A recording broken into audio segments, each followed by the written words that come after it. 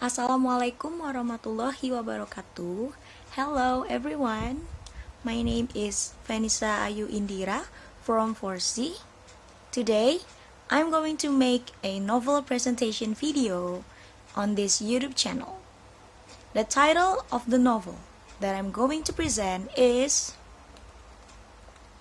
The Young Widow. This novel is written by Eleanor Elford Cameron. Without any further ado, let's start. The story began with Erin Walker, who was supposed to be on a happy holiday with her husband, Boyles Walker. Her happy plan turned into a nightmare when her husband suddenly died 2 days ago. Fortunately, she got accompanied by her best friend named George Dillman with his secretary named Martha and Eric's stepbrother named Danny. There was no inquest and no violence on Boyle's death. The police claimed that it was a sudden death because of heart attack, but Erin knew that it was a murder. The next day, all of them went to Chicago for business. They stayed in a hotel. George then came to Erin's room. Erin then asked George what he and Boyles quarreled about the day before Boyles' death.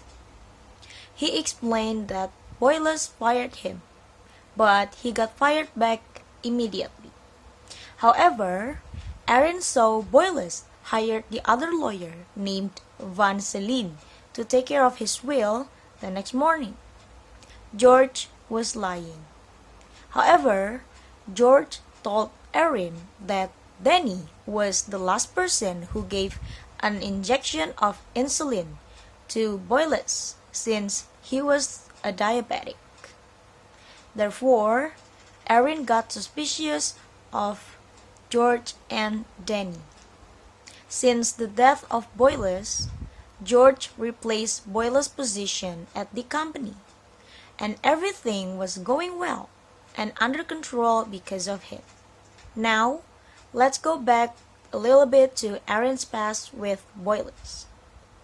After they got married, Erin found out that Boyles consumed morphine, and he was a man without morality and sanity.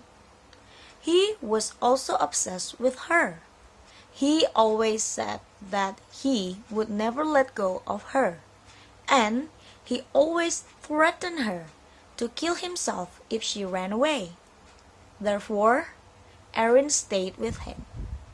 However, Boyles was always with another woman when he was outside, but Erin always forgave him again and again, endlessly, and never left him until the death of him was the only thing that can set her free from his toxic behavior. Back to the story, Erin was now really confused because everyone could have a motive to kill her husband. The next morning, all of them went to Seattle to bury Boyles there. They used train. An attractive man named John Cornell sat down beside Erin.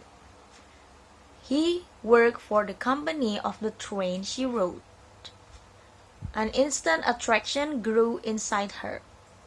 Not long after that, Martha came to them and dragged Erin to George's suite.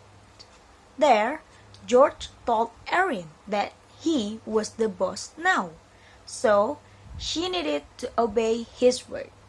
However, it made Erin mad, so she got out and slammed the door.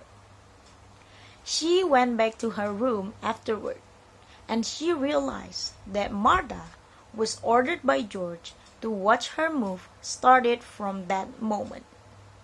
Erin woke up at night and went to the corridor. All of a sudden, George covered her mouth, grabbed, and lifted her. Then he opened the vestibule and was about to throw her out of the train. John then came and saved her by telling George to stop. After gaining conscious, George let Erin free. Then they left the room, and John calmed Erin down, which made Erin fully trusted him at the time. She told him the reason why she was suspicious of George and Danny, about the quarrel, about Boyless, about everything to John. At night, the train stopped at the nearest station due to storm. Erin saw Danny got off from the train, so she followed him. When he noticed, he ran even faster to the dark tunnel. Erin shouted at him, asking where he wanted to go. He confessed that he was the one who killed Boyless, and it was the thing he needed to do at the time. Then he ran even faster, and Erin couldn't stop him, so she headed back to the station. At the station, she met John. John took her to the railroad's agent office. There, she met the head of railroad agents named Brubaker. She explained everything to them. Then, the police, Brubaker, and John went to go after Danny. She waited in the waiting room. 20 minutes later, John came back, but he directly went to the agent's office. From a window, Erin saw several men carried up a litter covered with blankets and went to the baggage car. It was Danny, and he was dead. Erin couldn't do anything but crying. The police then told her that it was an accident. Danny fell and hit his head because of snow. After that, Erin went to talk to Martha. Martha told Erin that Danny and George quarreled tonight before Danny was found dead. She also saw George wearing an overcoat, gloves, and big boots, and she also found a bloody towel in George's bathroom. Erin knew that George must be the one who killed Danny in that snowy tunnel. Erin asked Martha to tell the truth about Boyle's will. It turned out that if Erin died, all the company's prosperity would be inherited to George as her executor and her trustee. That was the reason why George wanted to kill her. It was all because of money and greed. After that explanation, they both went to John's room. There, Martha explained everything to John. A few moments later, John was writing all of the evidences with his 4 detective friends in his room. It turned out that George didn't read the will properly. Erin would only inherit the prosperity she had right now, not the company, because Boyless was highly in debt.